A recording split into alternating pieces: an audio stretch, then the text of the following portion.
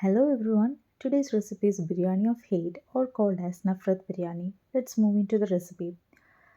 First we have to marinate the chicken. In order for that, let's add some salt, ginger garlic paste, pepper powder and squeeze some lemon juice into a bowl. Keep the squeezed lemon slice aside as we need it further in this recipe. Add quarter teaspoon of chili powder and mix the masalas.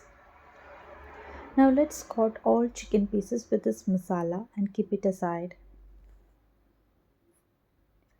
Marinate all the chicken pieces for 30 minutes.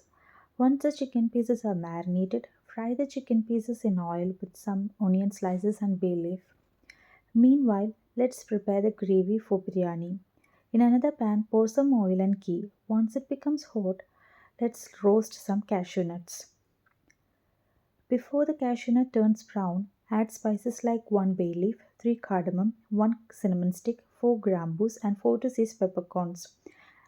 After roasting the masalas, add 3 large onions sliced and saute well. Now let's add ginger, garlic and green chili crushed and saute them well too. Once onions are sauteed well, let's add the masala. The onions doesn't have to get caramelized. Once it is sauteed, we can add the masala.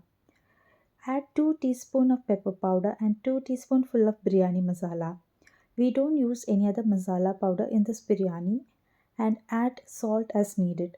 Saute well and once the roast smell goes, let's add fried chicken pieces and saute for 1 minute. Once everything is well combined, let's add 1 cup of coconut milk and 2.5 cups of water for 3 cups of rice.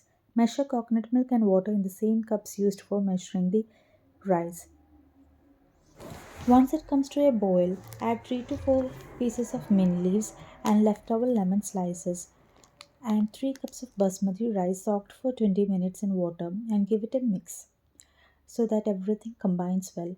Close with the lid and let it cook in low to medium flame for 10 minutes. Open the lid in between and see whether water is absorbed completely by the rice. If water is absorbed and rice still has to cook, then switch off the flame and keep it closed with the lid for another 10 minutes. If water is absorbed and rice is cooked well, keep it open and mix the rice so that the lower part of the rice won't get overcooked.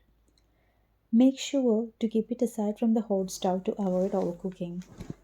Serve it after 1 hour of cooking with tomato chutney. If you need a recipe for tomato chutney, please comment below. Kindly like, share and subscribe our channel. Thank you.